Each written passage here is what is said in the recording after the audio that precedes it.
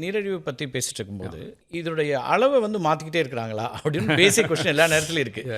இதுக்கு முன்னாடி இவ்வளோலாம் இல்லையே, இப்போ வந்து எல்லாத்தையுமே இவங்க டயபெட்டிக்னு மாற்றிடுறாங்க அப்படின்னு ஒன்று சொல்கிறாங்க. அப்போ வந்து ஒரு காமன் மேனோட கரெக்டாக சோஷியல் மீடியாவில் அது வந்துகிட்டே இருக்கும். அது இது என்ன பண்ணுறாங்கன்னா வேல்யூ வந்து குறைச்சிட்டே போகிறாங்க.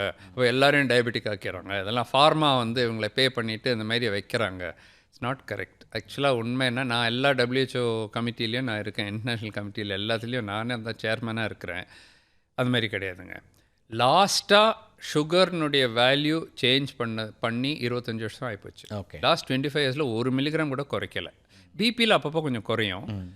கொலஸ்ட்ராலில் கூட இன்னும் லோவராக போகலாம், கொஞ்சம் வரும். சுகர் பேஸ்ட் ஆன் ரிசர்ச் வந்து லேட்டஸ்ட் சுகர் கொலஸ்ட்ரால் எக்ஸாம்பிள் எடுத்துக்கலாம். இப்போ கொலஸ்ட்ரால் LDL பேட் கொலஸ்ட்ரால்னு இருக்குது.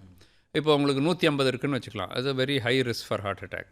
100 கீழே வந்தால் நல்லாயிருக்கும். ஸோ ஒரு ட்ரையல் பண்ணுவாங்க, இந்த டோஸ் கொடுத்தா அது 100க்கு, அப்போ எத்தனை ஹார்ட் அட்டாக் குறைக்க முடியுது. அப்புறம் அவங்க 70க்கு கொண்டு வராங்க. ஐயோ எத்தனை ஹார்ட் அட்டாக் ப்ரிவென்ட் பண்ணிட்டோமே. அப்புறம் 50க்கு கொண்டு வராங்க. ஓ இன்னும் நிறைய ஹார்ட் அட்டாக்கே இல்லை இப்போது. ஸோ they'll say 50க்கு கொண்டு வரலான்னு. It is not pharma which is telling us to do. Evidence has come. அதுக்கு கீழே போனால் ஆமாம் அதுக்கு கீழே போகுது, பட் சைடு எஃபெக்ட் வருது. அப்போ அவ்வளோதான், அதுக்கு கீழே குறைக்க முடியாது. இது வந்து ரிசர்ச் நடந்துகிட்டே இருக்கும்.